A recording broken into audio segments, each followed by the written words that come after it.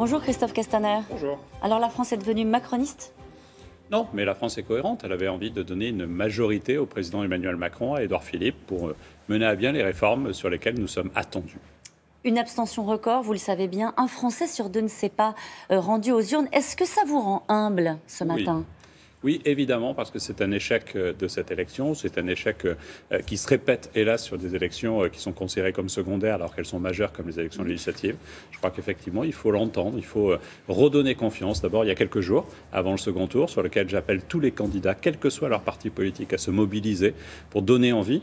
Et puis ensuite, c'est notre responsabilité gouvernementale, celle du président, celle du Premier ministre, de redonner confiance dans l'élection. Vous savez ce qui se passe en général. En général, au lendemain d'une élection où il y a une forte abstention, on dit il faut écouter cette abstention, ces Français qui ne sont pas rendus aux urnes, il va falloir s'adresser à eux. Et puis, 3 semaines plus tard, on tourne la page et on passe à autre chose. Est-ce que maintenant, vous dites que ce scrutin-là, d'une certaine manière, il vous oblige pour la suite ? Il y a quelques semaines encore, on disait qu'il y avait une France en colère, qu'il y avait une colère sourde qui s'exprimait dans le pays. Est-ce que vous allez leur parler à ces Français-là ? Vous avez tout dit dans votre question, parce qu'avant même l'abstention, il y a effectivement le fait que celles et ceux qui ont élu Emmanuel Macron ne l'avaient pas choisi au premier tour.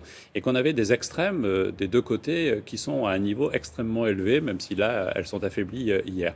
Et donc, c'est à eux qu'il faut s'adresser. C'est effectivement à ces femmes et ces hommes qui ont exprimé un vote de colère et qui doivent retrouver confiance. Donc, il faut que le président de la République, que le gouvernement soit un gouvernement de réponse du quotidien. Si on veut redonner confiance, si on se fixe cet objectif, rappelé par Emmanuel Macron, que dans 5 ans, les extrêmes soient le plus bas possible, il faut des réponses concrètes, qui parlent aux gens, qui touchent le quotidien des gens. Est-ce que vous avez besoin d'une majorité écrasante ? Ce n'est pas une question de besoin, mais c'est une question de cohérence. Les gens votent dans chacune des 577 circonscriptions. Ils ne votent pas pour donner 210, 230, 240 députés. Vous savez bien pourquoi je vous pose la question. Vous entendez depuis hier droite et gauche qui disent ça va être très compliqué. Emmanuel Macron va avoir les pleins pouvoirs.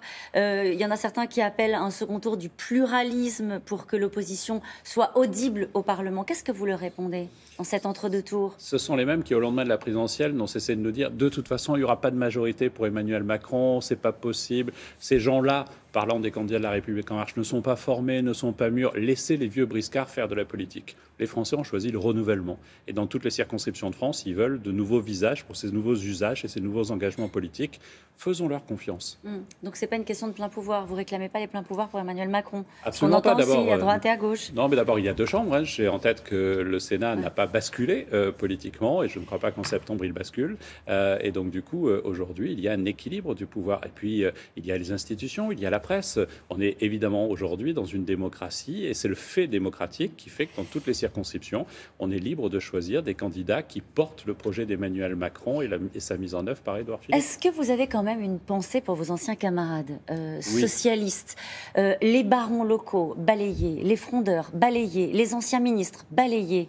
Il y a une forme d'injustice dans ce qui est en train de se passer, sincèrement. Oui, mais je pense à mes amis. Moi, j'ai des amis députés sortants au Parti socialiste en particulier. Et donc, je pense à eux. Il y a évidemment une forme d'injustice dans un mouvement politique parce qu'ils n'ont pas été battus par l'absence de travail qu'ils ont fait sur le terrain. Certains n'ont pas été à la hauteur du rendez-vous. D'autres ont donné une énergie folle pendant ces 5 années. Mais il y a un mouvement politique, il y a un choix politique qui est fait. La politique a sa part d'injustice, mais elle a aussi sa part de plaisir. On le sait quand on est élu. J'ai été élu aussi à un moment donné avec une vague. Et donc, quand ensuite on s'aperçoit que la réalité, ça n'est pas soit dans son rapport à l'électeur, mais c'est plutôt le mouvement politique, au fond, c'est assez cohérent, c'est assez démocratique. Qu'est-ce qu'il paye, le Parti socialiste ?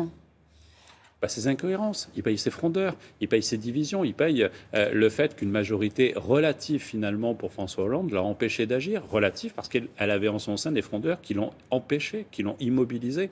Et donc je pense que ce double langage permanent, il le paye. Et d'ailleurs, ces frondeurs notamment qui pensaient qu'en tapant sur le gouvernement à Paris, ils pouvaient se faire réélire dans leur circonscription, se sont aperçus que non. Il y a une logique politique. Ils ont coupé la branche sur laquelle ils étaient assises. Si je termine la fin de la phrase que vous venez de prononcer, c'est presque un message que vous adressez à votre future majorité. Je rappelle que vous êtes le secrétaire d'État aux relations avec le Parlement. C'est compliqué à manier une majorité comme celle-ci si elle se concrétise autour de 400 parlementaires. Est-ce que vous entendez les commentaires ce matin de certains observateurs qui disent c'est pas forcément un cadeau, une majorité comme ça ? Ça n'est pas un cadeau, mais on ne cherche pas un cadeau, vous avez raison. On a des femmes et des hommes d'horizons très différents. On a pour l'essentiel des gens qui n'ont jamais été élus et qui par contre étaient chefs d'entreprise, syndicalistes, agriculteurs, qui vont découvrir une nouvelle façon, une façon différente, technique de travailler. À charge pour nous de les accompagner, mais en même temps ils vont apporter ce regard, cette énergie. Est-ce que vous savez déjà comment vous allez les accompagner? Ça veut dire quoi les accompagner? Alors d'abord, le parti La République En Marche a cette responsabilité-là. Il en aura les moyens demain, après ces élections. Un séminaire rassemblera tous les candidats de La République En Marche devenus députés pour travailler ensemble, pour définir ensemble qui seront en responsabilité à l'Assemblée nationale. C'est aussi une nouvelle façon de faire. Je n'ai pas vécu ça en 2012. Comment vous la voyez, cette majorité? Aux ordres, le petit doigt sur la couture du pantalon, monochrome, forcément elle l'est de fait de l'étiquette de La République En Marche. Comment est-ce que vous l'imaginez? Je la vois comme le Conseil des ministres. Et je pense, en vous disant cela, au propos du président de la République, qui nous a dit, lors du premier Conseil des ministres, je ne veux pas l'uniformité. Si je vous ai choisi avec le Premier ministre, c'est dans vos différences politiques, différences de parcours, la moitié du gouvernement qui viennent de la société civile et pas de la politique. Ben là, c'est la même chose. Il n'y aura pas d'uniformité. Par contre, il faut de la cohérence. Une fois qu'une décision collective est prise, elle doit être respectée, donc elle de doit la être discipline, appliquée. ce que vous appelez. Oui, c'est ça, c'est la discipline. Une fois qu'ensemble, on prend une décision, effectivement, il faut la discipline, il ne faut pas avoir peur de la discipline. Mais ça ne veut pas dire que vous êtes godillot. Vous contribuez à la décision. C'est ça qui est essentiel. Est-ce que vous considérez ce matin qu'en réalité, vous avez les mains libres désormais pour réformer? L'opposition, elle n'aura pas lieu au Parlement. Elle aura lieu où? Et comment est-ce que vous appréhendez justement les réformes à venir? Maintenant, désormais, les choses sont très simples. D'abord, l'opposition aura lieu aussi au Parlement. Il y aura des voix fortes. Je ne vais pas vous annoncer les résultats du second tour, je ne les connais pas, mais je sais qu'il y a des candidats de certains partis qui ne sont pas dans la majorité, qui sont même des opposants farouches, qui peuvent siéger à l'Assemblée nationale. Ensuite, une chose est sûre, c'est que le débat, il a lieu, mais surtout, les Français ont donné au président de la République, le soir du 7 mai, le devoir de prendre des risques pour réformer la France, pas pour être tranquille. Et donc, on ne veut pas une majorité pour être tranquille. On veut il a les mains libres, c'était la réformer. question. Il a les mains libres désormais pour conduire toutes les réformes qu'il avait promises pendant cette présidentielle. Ce n'est pas une question de main libre, mais il a la capacité à prendre ces risques sur lesquels il s'est engagé et à tenir ce contrat signé avec les Français le 7 mai à 20h. Quelle a été la réaction du président de la République hier? Il était heureux? Ce n'est pas un expressif. Il était satisfait du résultat parce que le risque était de rentrer en cohabitation. J'ai le souvenir de M. Barouin il y a quelques semaines qui nous annonçait une cohabitation avec lui comme Premier ministre. Manifestement, lui y a cru. Nous, on était un peu plus observateurs des rites de la Ve République et du fait qu'on pensait que les Français seraient cohérents. Et donc le président de la République était au travail pour préparer la suite, pour conseiller ou recommander à Catherine Barbaroux d'accueillir au mieux dans le parti La République En Marche ces nouveaux députés. Est-ce qu'il vous arrive de temps en temps de vous retourner sur ce qui vient de se passer ces derniers mois, l'élection d'Emmanuel Macron, cette majorité dont certains observateurs disaient c'est impossible, il n'aura pas de majorité, ce sera compliqué. Est-ce que collectivement, avec le président de la République, il vous arrive de vous retourner en disant on l'a fait? Oui, bien sûr. Parce qu'au fil de ces mois, chaque fois qu'on avançait, on nous disait, vous verrez, ça n'est pas possible. Faire une campagne présidentielle sans les bons, vieux, grands partis politiques, ça n'est pas possible.